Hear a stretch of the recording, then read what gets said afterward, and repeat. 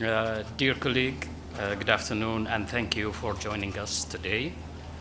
For the last 12 days, Iranian drones and missiles have been striking innocent civilians and civilian targets in GCC countries and Jordan and elsewhere.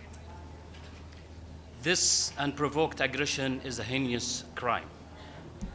All our Air Force and air defense, due to their high readiness, have been successfully and collectively intercepting more than 954 Iranian missiles, more than 2,500 drones, and 17 aircrafts since 28 February. They continue to intercept them as we speak now. Bahrain, alongside with the all GCC countries and Jordan, have been actively engaging in various diplomatic efforts within the United Nations since the heinous attacks started to keep the international community abreast of development on the ground, and they draw attention to the dire consequences of the ongoing unlawful attacks against our countries. In particular, we convey to our colleague that the target in these attacks were not military locations. They were residential buildings and areas, food distribution facilities, airport, ports, energy installation, and critical civilian infrastructure. Moreover, we emphasize on the repercussion of disturbing the trade and maritime route on regional and international economy, affecting everyone. Yesterday, Bahrain, on behalf of the Gulf Cooperation countries and Jordan, has presented a draft resolution to the Security Council, which was put in blue yesterday around 2 p.m. The Council will take action today on the draft today, 3 p.m. The draft resolution has three main components. First, condemnation in the strongest terms of the Iran heinous attacks, which constitute a breach of international law and a serious threat to international peace and security, with the pressure on Iran to halt attacks on innocent civilians and urban targets. Second, demanding the cessation of hostilities by the Iran and the cessation of provocation by Iran, including the use of proxies.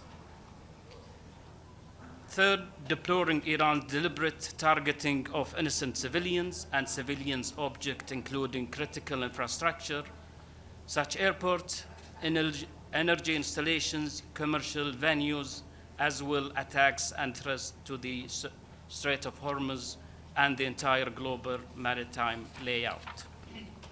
These demands echo the outcome of the GCC ministerial meeting, the most recent extraordinary ministerial meeting at the League of Arab States, and the communique of the GCC EU extraordinary ministerial meeting.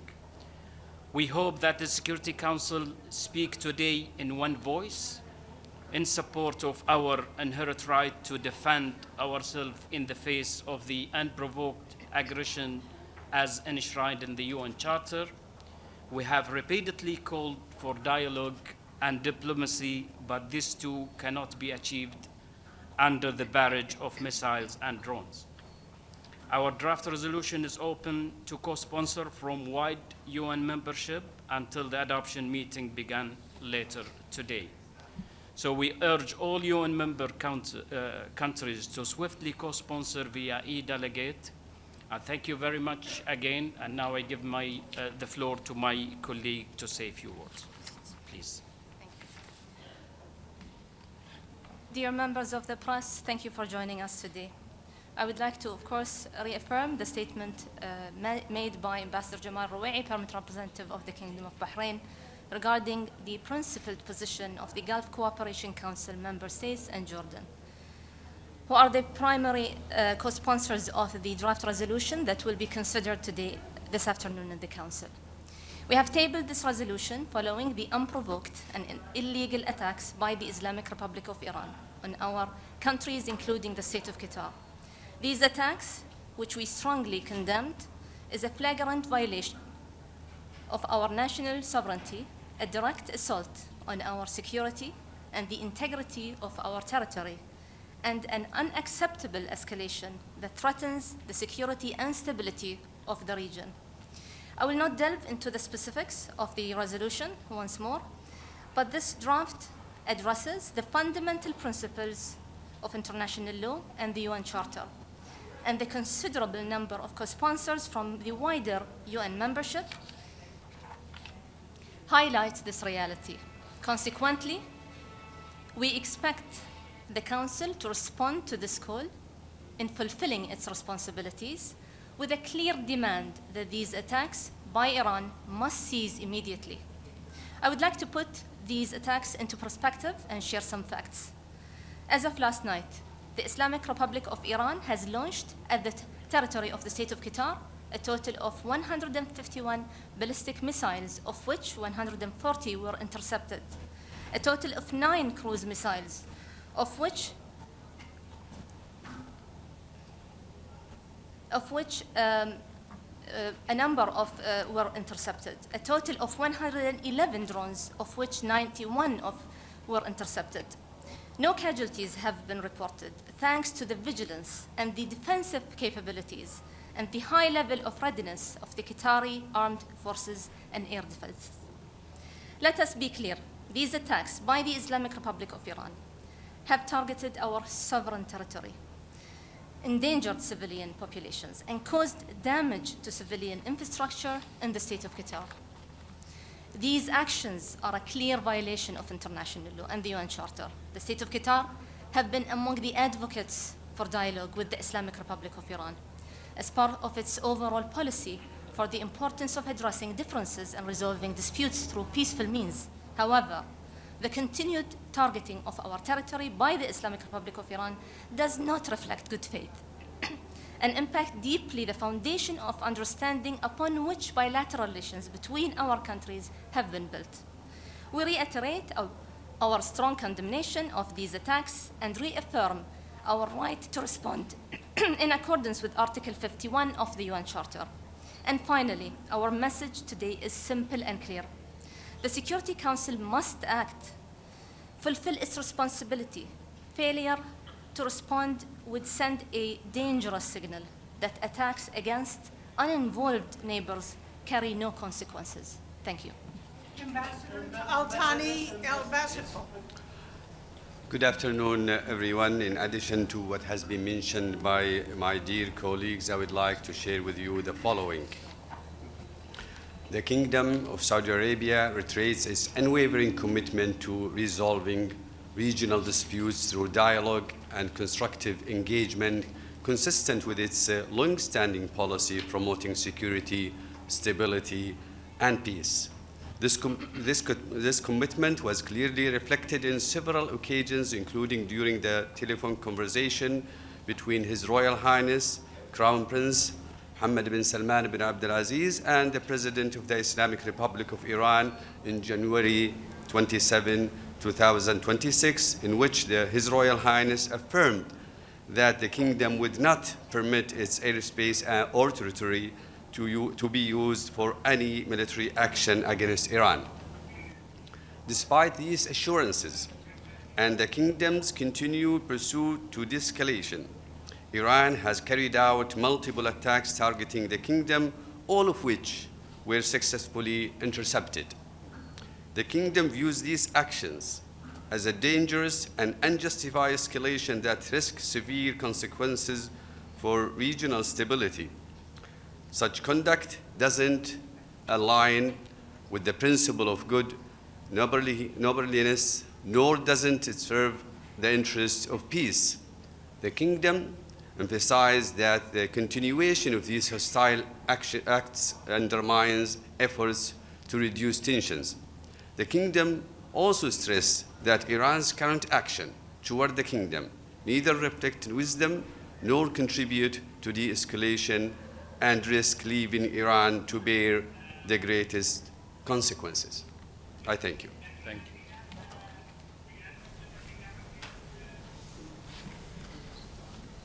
Good afternoon, everyone. The United Arab Emirates stands in complete solidarity with our colleagues from the GCC and Jordan. I'd like to focus my brief remarks on Iran's continued unlawful and unprovoked attacks against my country. Over the past 12 days, Iran has launched 270 missiles and nearly 1,500 drones towards the UAE. They have deliberately targeted civilians and civilian infrastructure, including commercial ports and airports, as well as residential neighborhoods. Iran's attacks have resulted in 6 fatalities and over 120 injuries to people from 25 different nationalities. Through its indiscriminate strikes, Iran has sought to spread terror among our community, but our people have defied them, enduring the attacks with remarkable resilience and unity. The UAE's leadership has made clear that its priority is the safety and security of every individual in the country, whether a citizen, a resident, or visitor. Our air defense forces have intercepted and neutralized incoming threats with extraordinary efficiency, protecting lives and vital infrastructure. Without these capabilities, one can only imagine the damage and loss of lives that would have resulted from Iran's reckless and unlawful attacks. Simply put, the UAE does not want this conflict. In fact, we worked in good faith to avoid it. We have consistently called for de-escalation and dialogue, and were crystal clear that our land, airspace, and territorial waters would not be used to attack Iran. But Iran chose to attack us anyway. Still, the UAE does not seek escalation, but have no doubt that we will take all necessary measures to safeguard our sovereignty, national security, and territorial integrity, and ensure the safety of our citizens and residents in accordance with international law and the UN Charter. So today we expect the Security Council to act decisively when it considers the resolution before it, and to address this critical threat to international peace and security. Let me end with a message to our enemies.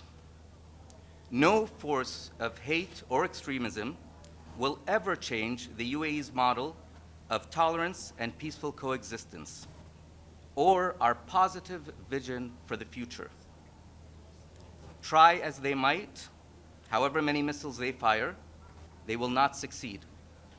We will robustly defend the present while continuing to define the future. Thank you.